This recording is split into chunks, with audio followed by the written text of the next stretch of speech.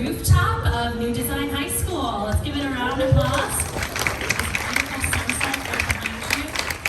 My name is Nina Leisure. I'm actually the librarian here, which serves all 5 high schools in the building, but New Design High School is hosting us tonight. So I just, also because my principal is here, let's give it a round of applause for New Design High School. Design Your Future. So afterwards, as you're looking at the merch, as you're getting your book signed, there are QR codes all over. But Design Your Future is a nonprofit that we started just to support entrepreneurial and industry internships for our students. So you want to give it up. Henry over here is actually a high school student intern. He is running all the sound tonight. Yeah, give it up for Henry. So we exist to kind of give these opportunities. We have a fashion program, we have a music and podcast recording studio in the library, we have a makerspace that we built out last year, and we're all trying to do this on the very generous budget that the Department of Education gives us. So if you find it in your hearts to donate tonight, we would love to just help you support us. We are so thankful that you're here joining us and thankful to partner with You and Me Books. I'm going to turn it over to Rochelle. Thanks so much, Mina. Hi, everyone. I'm Rochelle. I also go by Yu. It's my DJ name. I am really excited that you all are here today. Thank you so much for coming to the release of Water Mirror Echo. I am not part of the You and Me team officially, but I am the resident DJ, so I am part of the team now. So huge thank you for all of you for being here. Huge thank you to New Design High School for letting us use this amazing space. Ask me later about how I convinced everyone to book this place for the launch party. We are so excited. Thank you, Mina, for everything that you have been helping us out with. Henry, the sound guy. And tonight, of course, we are celebrating the Jeff Chang and the release of Water Mirror Echo. He is the award-winning author of books such as Can't Stop, Won't Stop, and We Gonna Be Alright. And of course, his secret identity, DJ Zen. We're so excited to have Jeff here today in conversation with Hua Su, also another legend, and of course, dear friend of You and Me Books, Pulitzer Prize winning author of the memoir Stay True, secret DJ identity that we don't know about maybe? No? Okay, that's okay. So Jeff and Hua are gonna have a little chat about the book, and then we'll have a Q&A from you all, and then of course, please stick around afterwards. I will be DJing a little party for us during our book signing. There's tons of merch, and enjoy this school dance. We're on a rooftop gymnasium at a school in Chinatown. So thank you all for being here. So without further ado, give it up for Jeff Chang and Hua Su.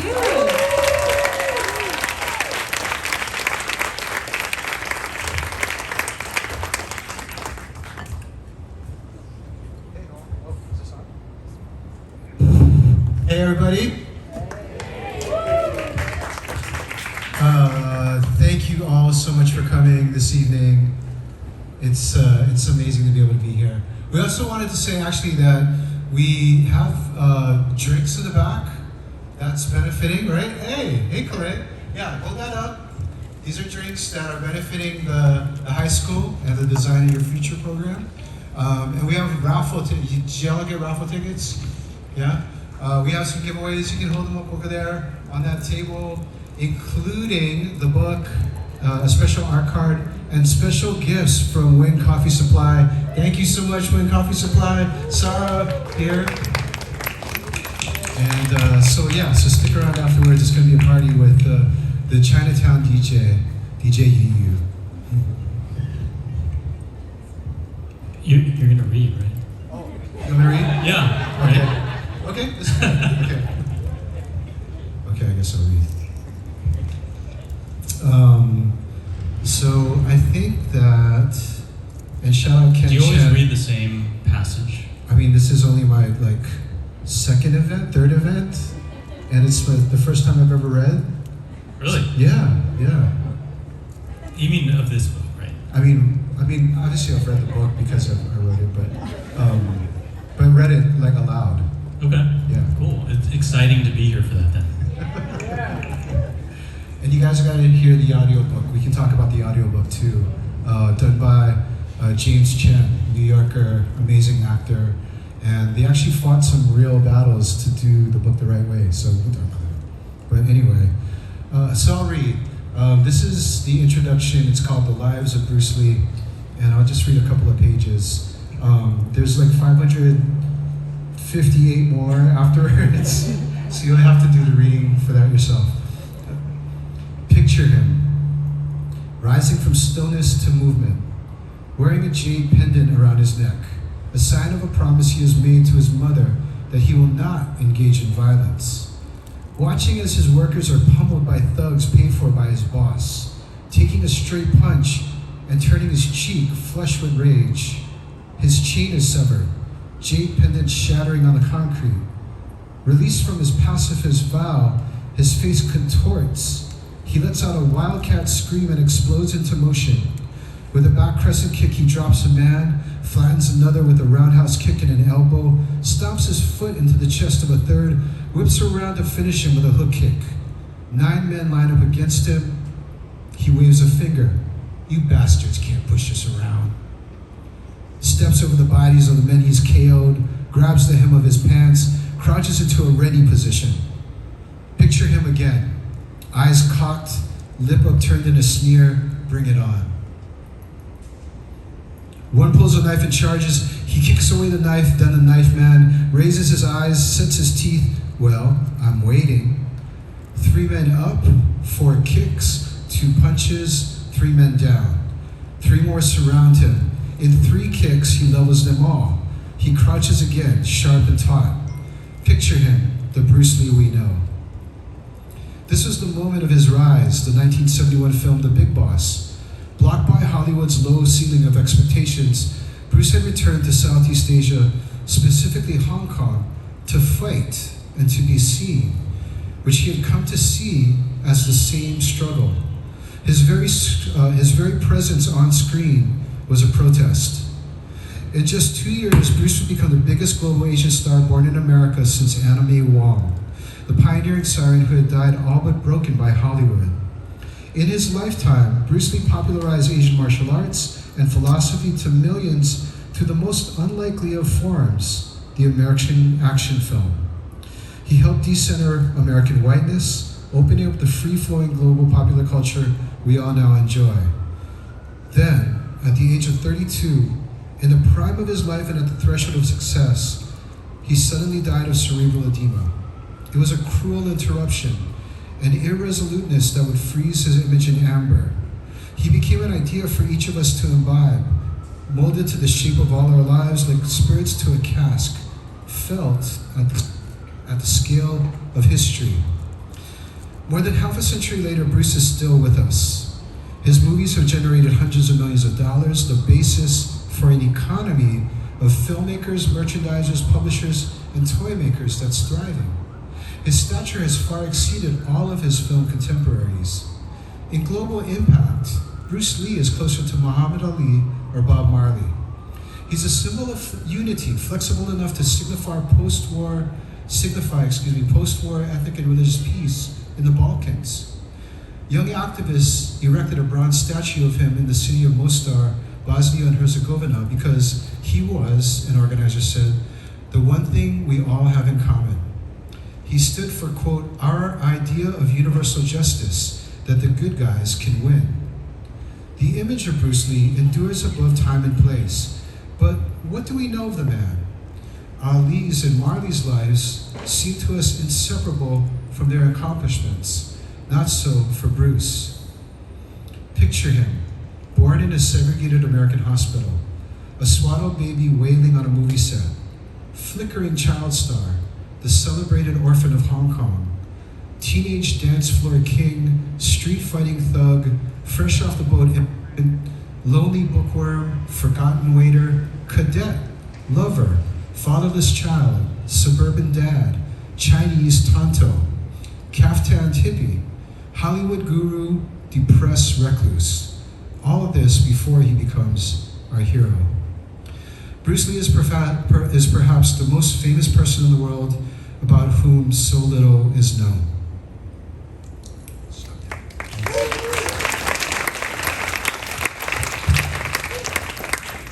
That was great. Sorry to put you on the spot about reading, but I think that's what you should go with.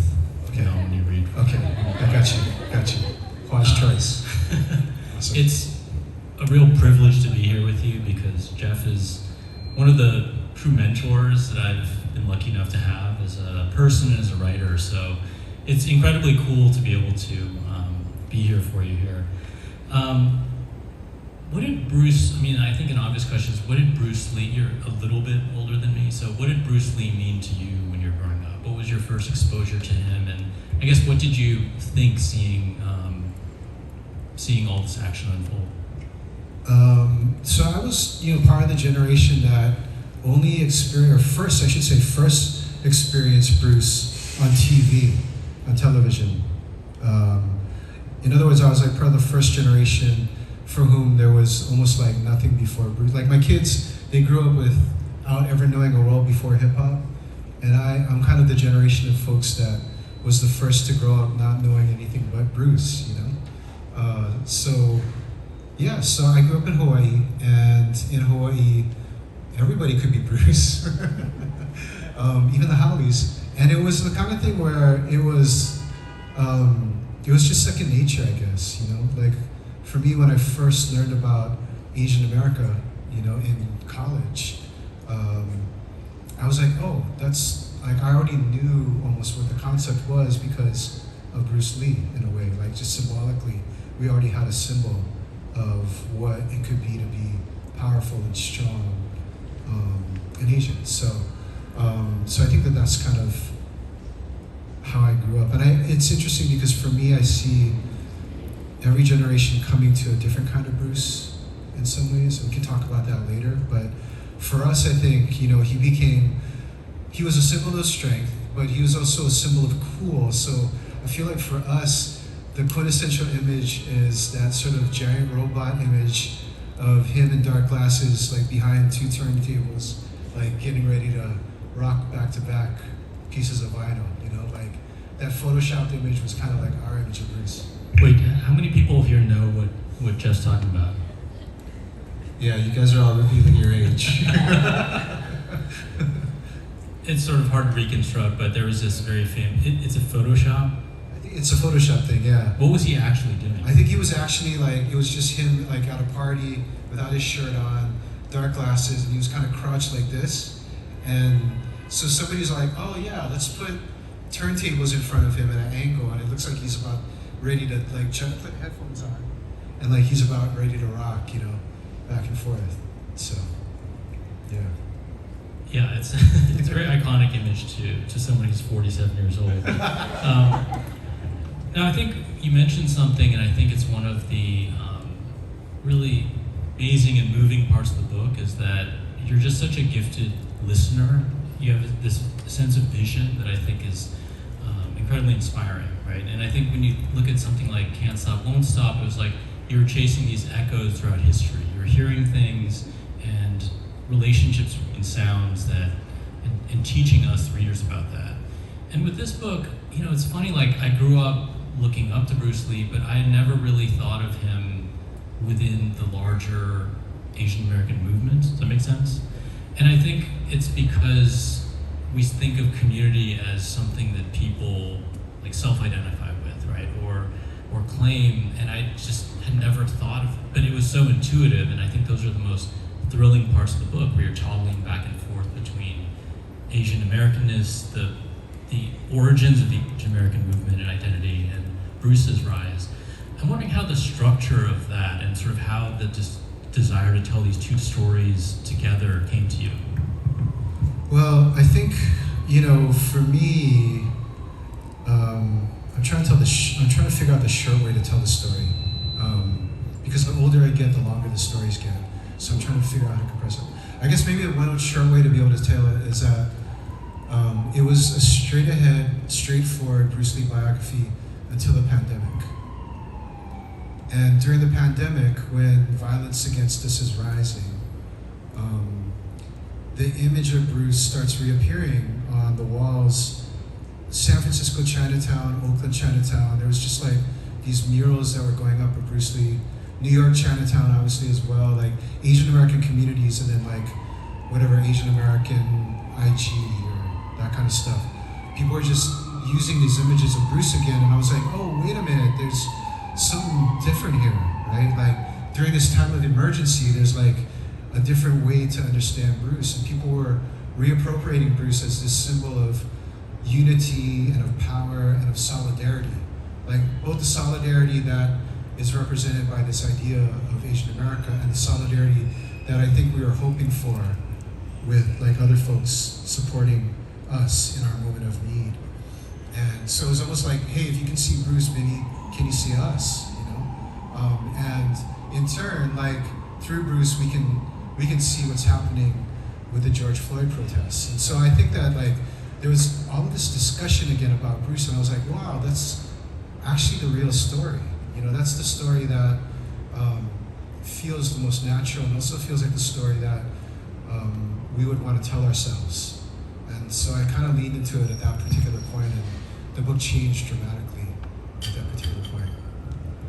I have all these kind of nerdy writer process questions, but I'm curious, like, how much of the book was done at that point, and what did it look like? I mean, because it's hard to imagine the book without all of that now. Not much. Like you hadn't finished much. No, because I'm super slow. And all of my friends, the folks who I've worked with over the last several years, like they're all laughing really hard because they know basically this is a book that I got the contract for like a very, very long time ago, and I only really did most of the writing over the last 2 or 3 years. And so it was forming in my head. What were you doing? During the pandemic, we were doing a lot of activism, right? So I wasn't able to write because I was literally working at a racial justice nonprofit, and George Floyd, Stop API Hate, all kinds of stuff. Pandemic, of course, going on. You know, essential workers, immigrants. You know, all of this stuff happening. So we were really, really busy. I had no time to write, and when I was able to kind of claw back some time, everything actually began to take shape. There's a little bit of a longer story to this, but the short of it is that the pandemic kind of kicked me into high gear, and to feel like, oh, this is something that maybe it's been waiting forever, but I really got to finish it now. I remember when you first started telling me about this, and just sort of these overlapping stories that you were merging. We were both young men then. And we were talking about sort of the archives, and I remember being a college student at Berkeley and reading like third world newspapers, and people were debating Bruce Lee. Like there was this one op-ed in an early Asian American movement newspaper where they were complaining that like he's not fighting the colonizer vociferously enough, you know. And I'm wondering what that first generation of Asian American activists in the 60s and 70s, how he was perceived at that time. Yeah, so it's interesting because there were those folks who were like, you know, he's whatever, he's just reenacting stereotypes, and it's interesting because in that way his career parallels Anna May Wong's. You know, like the Chinese hated Anna May Wong because they thought she was sexualizing herself, and you know, in that way she was not the portrayal of a true Chinese female. And so there was some of that in the left, where they were like, oh, this guy is just sort of, you know, jumping and, you know, doing whatever and stuff, and he's not trying to be revolutionary. And I think this is before they saw Fist of Fury, you know? And also Way of the Dragon, where Chuck Norris gets his ass kicked. So what I can say is, I got to talk to a lot of Third World Liberation Front folks, like folks who were in the room when Asian American, like the term was invented in Berkeley in '68. And what they told me was, these, like a lot of these folks, right, these TWLFers, these activists, these folks who launched the Asian American Revolution, they were watching Bruce in 1972 and 1973, like in a theater across the street from the International Hotel. And that there were audiences there that were Black radicals, Chicano radicals, American Indian radicals, white radicals in there with Asian Americans. And when he's like kicking down the sign that says no dogs and Chinese allowed, like the same reaction that they had in Hong Kong is happening like right there on Kearny Street in Chinatown. Like they're jumping up, they're cheering, they're like, you know. And so it's interesting. I think there's both sides to it. The thing that we got to say though is that he never embraced the term Asian American because I don't think he had any access to it. Yeah, he had already been deep in Hollywood, and then he was off to Hong Kong. So in his interviews, he's still using the term Oriental. And some of us, like the first time we saw those interviews, we flinched a little bit. But then you get deeper into the story, and you're like, wow, like what he was doing was paralleling the anti-colonial movements in Southeast Asia, and that's why the TWLFers were like, that's our guy. So I think there's a very generic story of him wanting to just break into Hollywood, and that's sort of like the people that never accepted him. But it sounds as though you're suggesting he had a much more nuanced sense of community and sort of his roots and things like that, even if he used the term Oriental. Right. I mean, when he came back he was born in America, first of all. He's born in San Francisco. So he's, by birthright citizenship, he's a U.S. citizen, right? He's what they would call today an anchor baby. He's under Trump's executive order, he's somebody who would have been deported immediately, right? And so that gives you an idea exactly of what the stakes are and how tenuous his days in America were. He was born when the Chinese Exclusion Act was still in effect. His parents were going through Angel Island like generations of folks did before, treated as if they were like just that much above an insect, pestilence. And so, so the first thing is just to be able to say that. And then he comes back to the US when he's 18 because he gets into too many fights in Hong Kong. And his parents are like, you're gonna die, you're gonna get yourself killed. So we're gonna put you on a slow boat to America. And a 3-week voyage across the Pacific with $100, and you're gonna have to figure it out. And when he gets to the US, he's living in Chinatown. So, you go a little bit east and you're in the financial district and you're not wanted there. And if you go a little bit up the hill west, you're in Nob Hill and you're not wanted there. And he's like, wow, like, this is deep. He moves to Seattle, which is 95% white, and all the folks of color live in the central district. And that's where he's living, working for the most powerful Asian American at the time, this restaurateur named Ruby Chow, as a busboy, and serving like Seattle's white elite, and getting treated very badly. And so this is the beginnings of him going, there's something wrong here. And then he meets a Black American named Jesse Glover, who becomes his first student, begs him to teach him self-defense because at 12 years old, Jesse was beaten by drunken police for no reason. He's a Black man living in the Central District. And then his other friend, Taki Kimura, is 18 years older than him. When he was 18 years old, he was put on a train and sent to camp because he was Japanese American. So he's learning what it means to be American, not through watching the Brady Bunch, but by like hanging out with poor white folks, Black folks, Japanese Americans, Filipino Americans, Latinos, in the inner city. And I think that that's something that's never talked about in any of the many, many biographies of Bruce Lee. But I think it's the secret to how this relatively privileged child becomes this global hero of the underdog. Yeah, and I think that's one of the most profound aspects of the book is how you're sort of reading against the grain of how he has been represented. And you're sort of finding the, the raw materials for what he sort of displayed on the screen. You have this thing you've been saying recently about how Bruce Lee spoke with an Asian American accent. Can you talk a bit about what that means and what that sounds like? it was this meme actually. Amy, National Americans, put me on. There's Amy. Hey, Amy. So Amy from National Americans like put me onto this article that was describing this trend on TikTok and social media of folks trying to figure out what an Asian American accent is.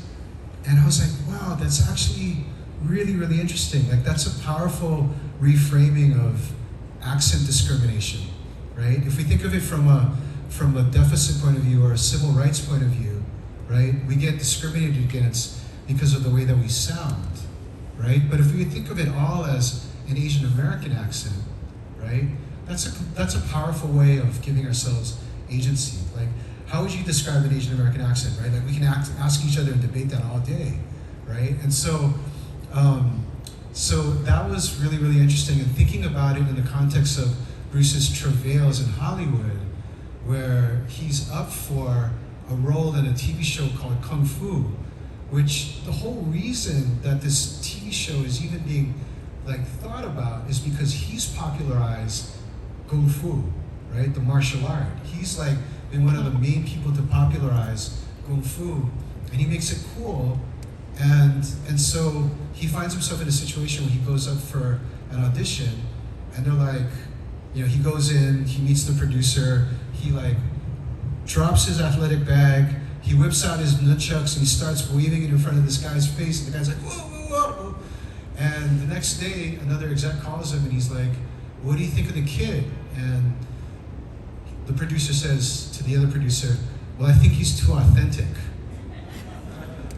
And then he says, but we can't use him because nobody can understand what he's saying, But he's speaking Hong Kong British inflected English, And so it's like, it's about the value of the accent, right? It's not about the accent itself. And I think in terms of talking about things in terms of an Asian American accent, you can talk about this wide range of different types of accents that folks have.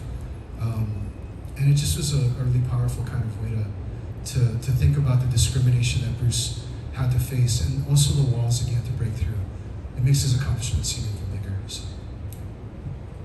From our vantage, those accomplishments were Herculean, right? Just what he was able to accomplish. But one of the things you write about is that he did have this sort of conflicted sense of what success meant, and it kept changing. I was wondering if you could talk a bit about that. So I'm interested in what your perspective on that was, from what you got out of it. What do you mean? In the book, like in terms of how his markers of success are changing. Well, it sort of goes back to that first question we're talking about, right? Just that I think one of the most humbling aspects of history is realizing that those in the past didn't have the language or the categories that we now have access to. And so from our perspective, he accomplished so much, and yet there were certain things that were perennially out of reach for him. And I was just wondering I don't know how you felt as you were looking at that from afar. Well, I was just struck by the vulnerability that he had, that the situations that he was up against are just sort of mind-boggling to us now. Like his first break was an audition for the role of Charlie Chan's number one son. So he, like, the way that the story is often told is that Bruce Lee will refuse to play like Asians who are, who feel like they're being demeaned. But here he is, he's only being able to receive an audition in the context of Charlie Chan. And I guess it's a positive that he's not auditioning for a Fu Manchu Yellow Peril type of role, right? But he's still, that's the offer that he gets. And then when he gets the job offered to him for the Green Hornet, he's like the Green Hornet's sidekick, but he's also the cook, he's the manservant. He basically cooks the dishes for Britt Reed, right? He puts Britt Reed in the car. Britt Reed tells Kato to go. He drives the Green Hornet to the site of where the evildoers are. Britt Reed goes out, gets his ass kicked by the criminals, so Kato has to go and kick ass to save Britt Reed. and do the bad guys. He does everything. Then he comes back and he washes the clothes of Britt Reed that's just been soiled by the criminals. So it's like, dude, like, like that's the hero role? Like if we look at it now, right? It's like, that's the hero role? But the thing is that he made it so that it was really cool. So that you see this point in the mid part of the season where you have the Green Hornet toys and you have the Kato toys, and the Kato toys are outselling the Green Hornet toys. Because people don't want to be the Green Hornet, they want to be Kato. And that's the whole thing, is he finds this kind of groove. But I don't think he really understands how Hollywood sees him until the Green Hornet ends and he can't get jobs.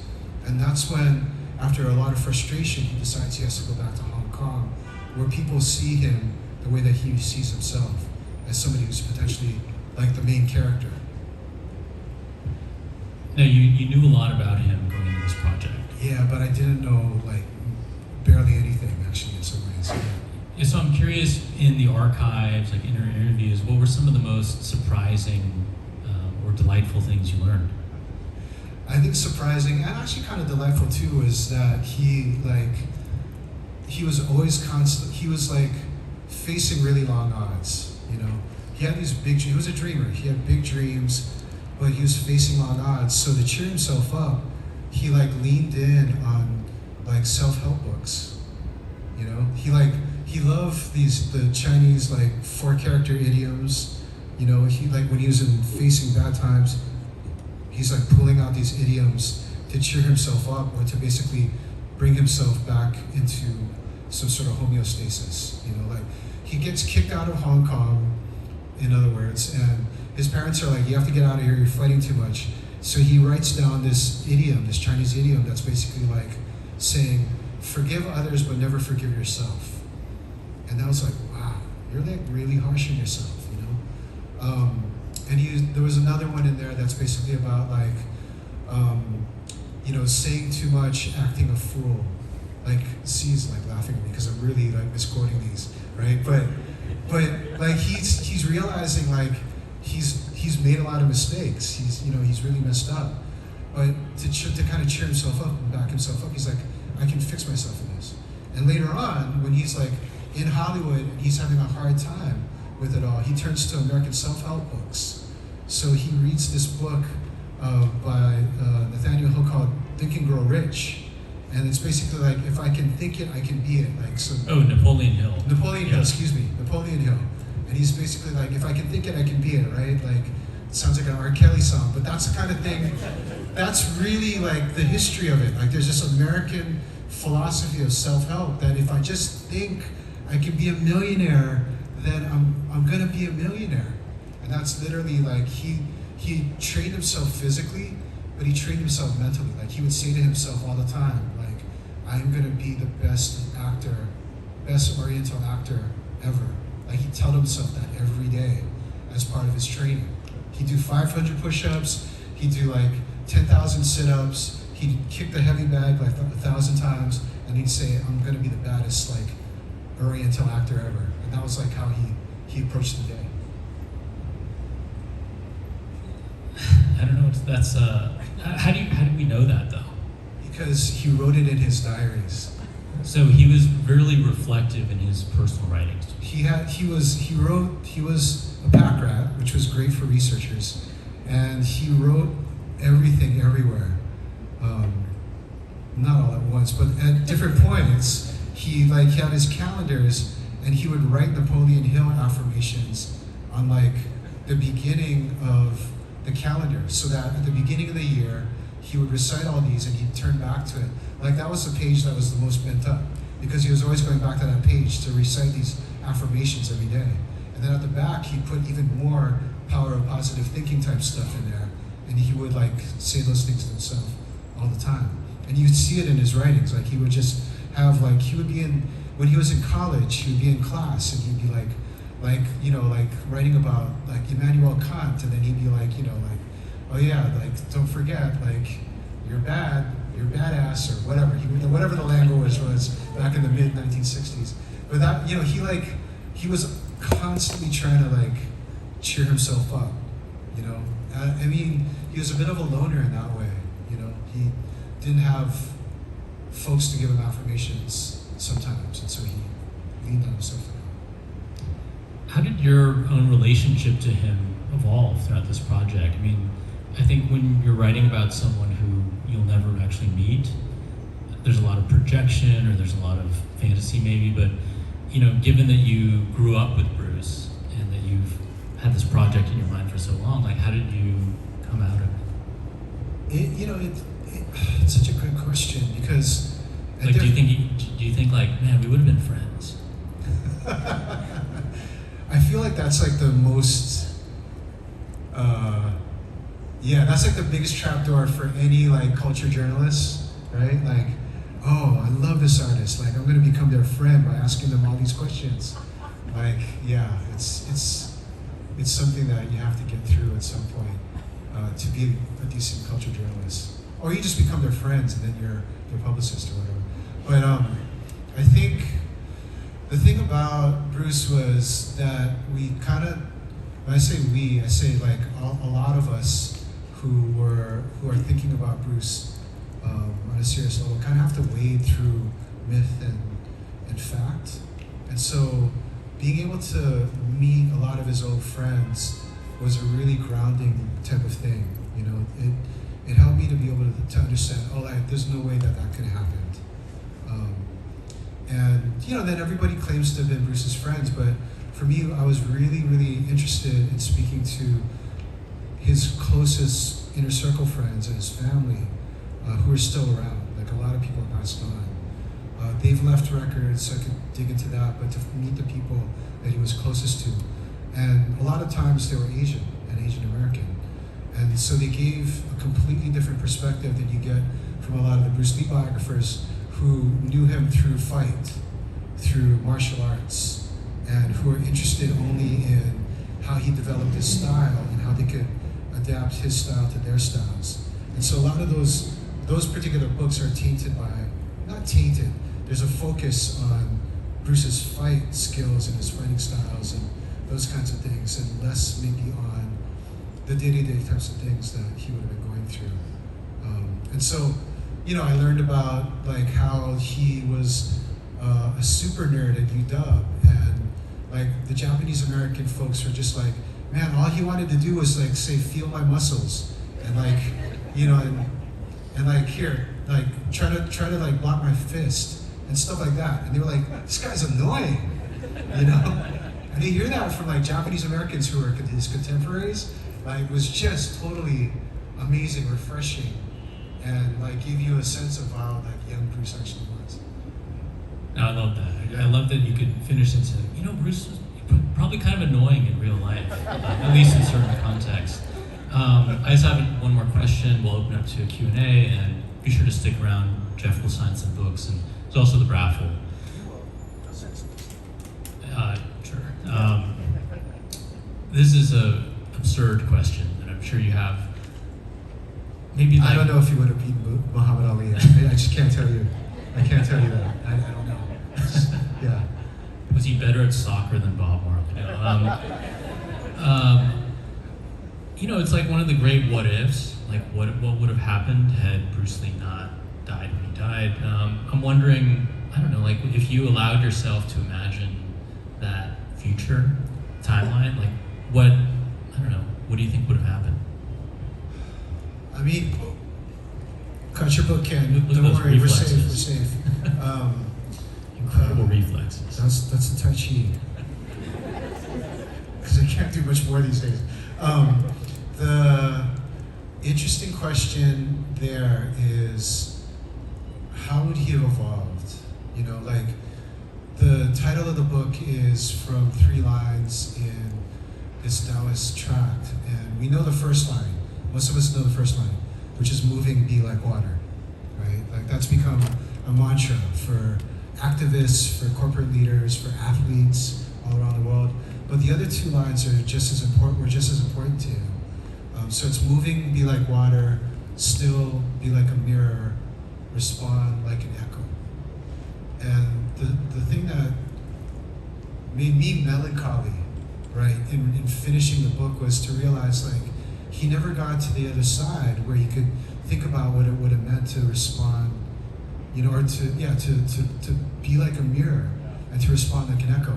And so for us, like, we're like, oh yeah, of course he mirrored he's become a mirror for all of our ambitions, our dreams, our hopes for generation after generation. And like his words echo across the generations, but he never got to experience that. In the last year of his life, he was very unstable and very at odds. He was fighting a really difficult fight against Hollywood.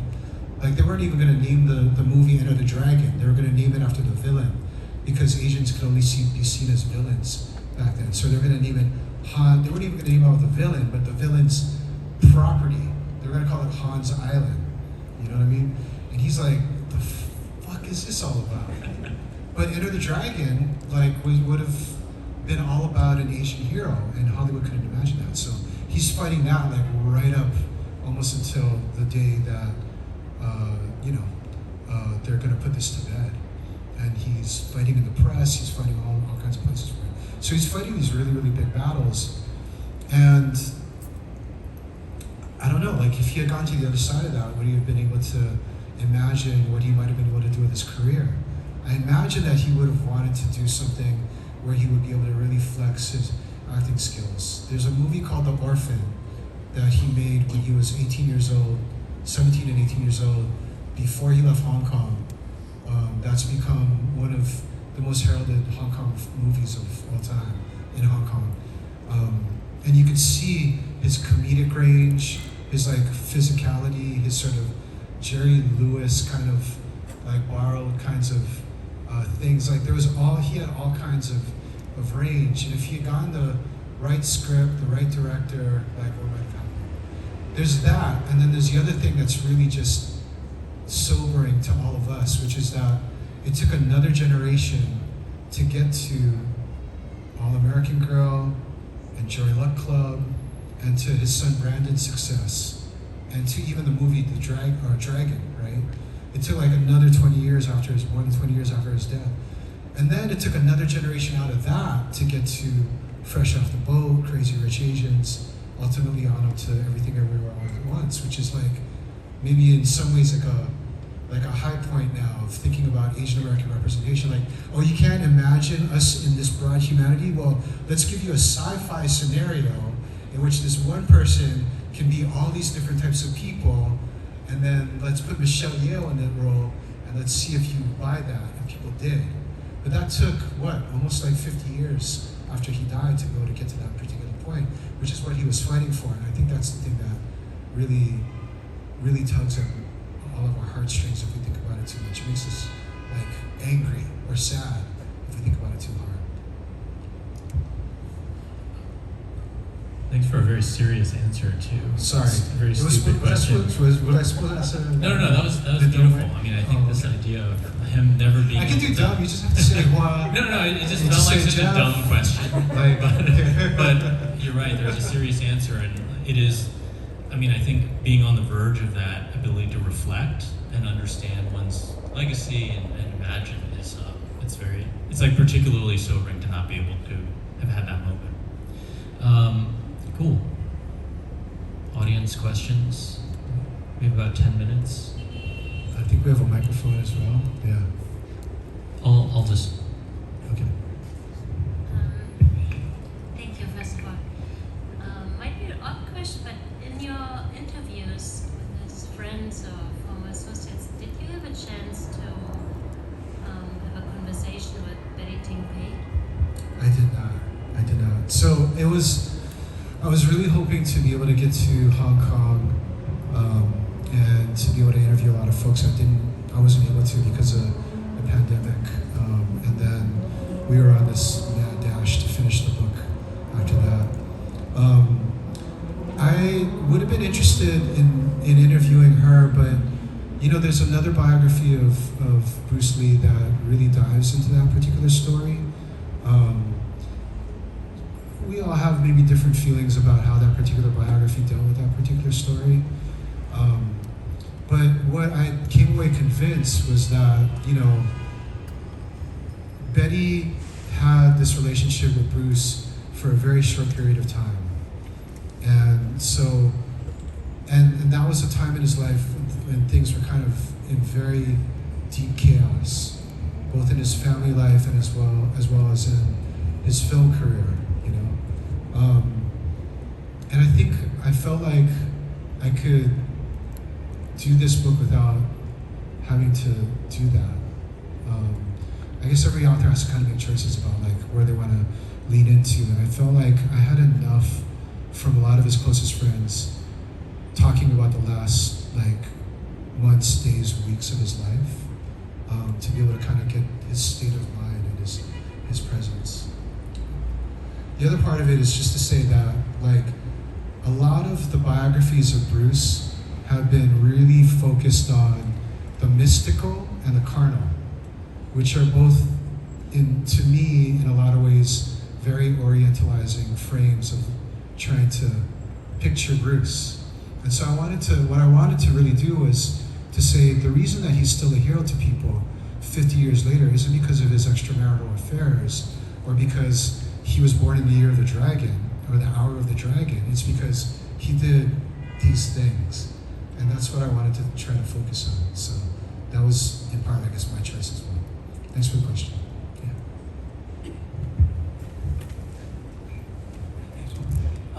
So can you talk a little bit more about his parents? Because I think I recently learned about his dad, and his dad was a very famous Cantonese opera singer, which is why they were in America.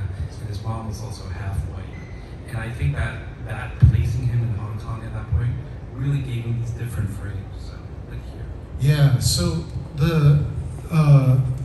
Bruce is a Nepo baby as well. He's an anchor baby and he's a Nepo baby. And I think that weighed on him too, honestly, to be completely real, you know. I think that he welcomed in some ways the opportunity to be able to go to the US, to be able to separate himself from his father's legacy. I didn't really dive into that part of his biography too much, but I think that was partially a relief. His relationship with his father was very tortured. So his father was a really, really famous Cantonese opera comedian. He's one of the 4 famous comedians. And then when the Hong Kong film industry blows up in the 1950s and the 1960s, he's right at the forefront of it. So he's in like dozens upon dozens, almost 100 movies. And he's one of the big stars, and that's partly why Bruce is able to come into the industry at a very, very young age. And so he actually plays a character against type from a very young age. From a little boy, he plays the orphan, he plays a street kid who's kind of like this wisecracking kid who's like very streetwise, has got it together, who can defend himself, who fights, right? And he, in that way, epitomizes how Hong Kong thinks of itself after the Chinese Civil War. Like, we've been abandoned by China, and we've been abandoned by Britain, and so we're just orphans out here in the world, and we're trying to figure out how to make it. And so that's how Bruce becomes a star in that. And within that, like, he actually plays out on-screen fights with his father. Like, his father becomes this authority figure in these movies, and he's like the orphan who's like struggling to be able to make himself known and is just looking for a good sort of mentor. And the last movie, The Orphan, that I was telling you about, that actually happens and all comes together, where he kind of relinks with a father figure who turns out to actually have been his father. And that prepares Hong Kong for the next decade, which is like going through a sense of identity, right? And also its own sort of political, ideological war between the left and the right in Hong Kong, that then prepares itself to become one of the tiger countries, right? Or the tiger nations and that kind of thing during the next decade where it ascends economically. So Bruce is really tied into the history in that way, but his parents are, like, his mom is indulgent, loves him, takes care of him, looks after him. When he goes out and he's getting into a street fight, she's like, here's a cold egg to put on your eye, you know what I mean, like that kind of stuff. She really indulges him. She feels like she spoiled him a lot. And the father is distant. He's like opium smoking. He's a superstar. He's very distant. He'd rather be at the studio than be at home. So in large part, the anger that he has during his teenage years is this sort of sense of not being respected or loved by his father. And later on, his father passes away, and he brings his mother to the U.S. and that kind of thing. There's sort of a nice kind of reconciliation and reunion in it. I'm not sure if that was where you wanted to go with the question, but that's kind of the way I answered it. But it's a thread that runs through his whole lifetime, and I think it's a really interesting story.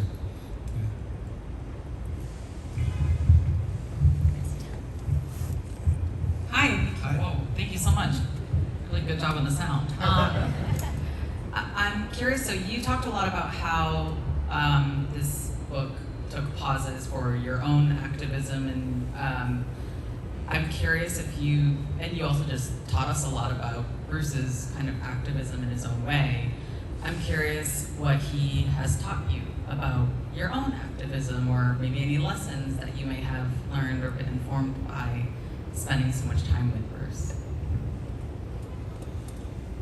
That's a great question.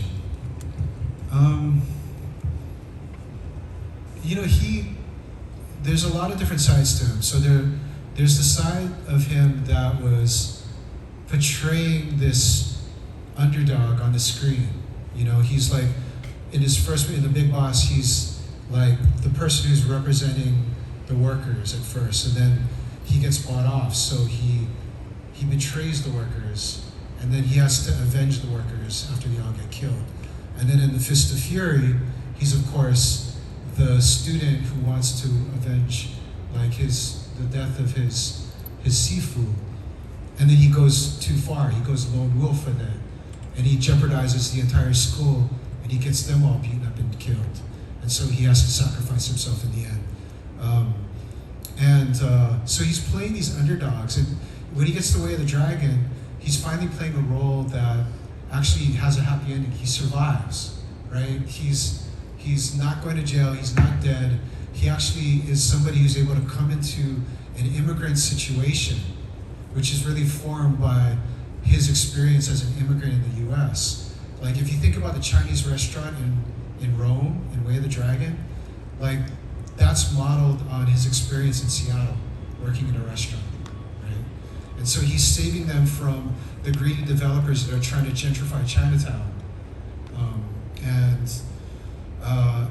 And then, in Enter the Dragon, he's part of this third world fighting team. And so this solidarity, super solidarity force, was just accidental in a lot of ways, but it works out really powerfully. So to kind of see him in that light, you're like, wow, like that's just a progression, right? Like, he moves from like being the worker guy in the ice factory to being like third world solidarity man, and that wasn't really how his life was. Like, he was writing letters to the directors, pleading with them to give him lines. Like, he had to, in Enter the Dragon, he basically boycotted the show. He's like, I'm not gonna show up until you guys put in scenes that include Asian philosophy in here, And I realized it was basically like, in that last year of his life, he's like, everything is on the line here. Like, I'm gonna put my body on the line. People may not even understand what I'm doing, except for maybe my wife, Linda. But I have to do this because I can't go out there and look like a fool. I'm not gonna let them make me look like a fool in this movie called Hans Island, right? So he put everything on the line, and he pulled out all the stops. He boycotted the thing. He took over those scenes. He did the final fight scene in the Hall of Mirrors. He directed that. Yeah, the beginning scenes with the Asian philosophy in it, with him talking to his Sifu and then him teaching like his junior, he wrote that and he directed those, right? And so it was inspiring in that way to be able to see like, wow, like even at that moment where he could have been like, I'm gonna be a star, it's gonna be all good, I can move back to LA, I'm gonna be fine, I'm gonna be comfortable, I'm gonna get a contract where I'll get 3 more of these movies and stuff. He still felt like he needed to put it on the line for exactly what he needed to represent for all the folks that looked like him, and that was just truly, truly deeply inspiring. And against the backdrop of the pandemic, and then, the genocide breaking out, and all this kind of stuff, like, It's just like Bruce Lee didn't give a fuck, so why do I have to give a fuck? Yeah. I hear you, Hawaiian. Hi. I was thinking a lot about how you commented about how Bruce Lee is someone who you seem to know a lot about and yet we don't know a lot about with his life. And I think much of his early life, I feel like there's like a gray area there where a lot of things are anecdotal or, so I just wanted to ask, like, when you were doing your research or kind of parsing together those anecdotes, I think of like his fight with Wong Jackman and like how no one knows what happened there. What was it like for you to like navigate that space, and how did you fit it within the story you wanted to tell about Bruce? It's a great question. Those are super big. Gabrielle's nodding her head. Those are super big like research problems, you know, because the Wang Jiangnan fight's been told a certain way, and I always thought it was a little off because the people that I study with were descended from the Wang Jiangnan line. And they were not by any means exclusionary at all, right? They were white lesbians sometimes, you know what I mean? Who were directly our teachers, right? So I was like, that's not right. And so, you know, I was lucky enough to be able to meet enough people who are around the situation to be able to kind of get into the details of what really went down. And what really went down was, it was one of these Chinatown fights where the good immigrant was Wang Jiangnan, and the bad immigrant was Bruce Lee. And that's how it was playing out in the Chinatown press and on the street and in the, you know, the sort of family associations and that kind of thing, right? Like, Bruce was the untrained, untutored, sort of like knows it all, gets up and insults everybody, and you'll read about all this in the book and stuff. And Wang Jiangnan came in, he was fully schooled, you know, in a Jingmo school, and he like knew like 100 different forms and could do any one. If you said do form 47, he could probably get up and do it for you in this beautiful way. He was like the ideal like Kung Fu man, and so that was what that was about. In terms of his childhood, I was lucky enough to be able to meet his family members and to kind of get a picture of him from that. And then they've also over the years, you know, done interviews and that kind of stuff. So it was in part like a recovery process of trying to find these tidbits that are scattered in ephemeral like magazines and those types of things, like that actually documented the stuff at the time. And some of their official accounts, Robert Lee did a book in Chinese that Z translated almost the entirety of for me. Thank you Z. And then to be able to kind of relate that to some of the stories that I was getting from the family members and different folks, you know, putting those all together and forming a picture of that. But yeah, those are really interesting types of things. But the most important part, I'll just say this, was the Seattle period. Because most people haven't, I think, really interviewed people from the Seattle period. And for me, that's where he becomes American, is in living and breathing and working as an Asian American in Seattle. So, yeah. We gotta move on to the math a little, but I just want Jeff will answer all of your questions during the signing. But I just want to thank you, not just for this book, but for everything you've done for all of us to uplift us and to inspire us. So thank you for all of your work, but particularly this book. It's really an honor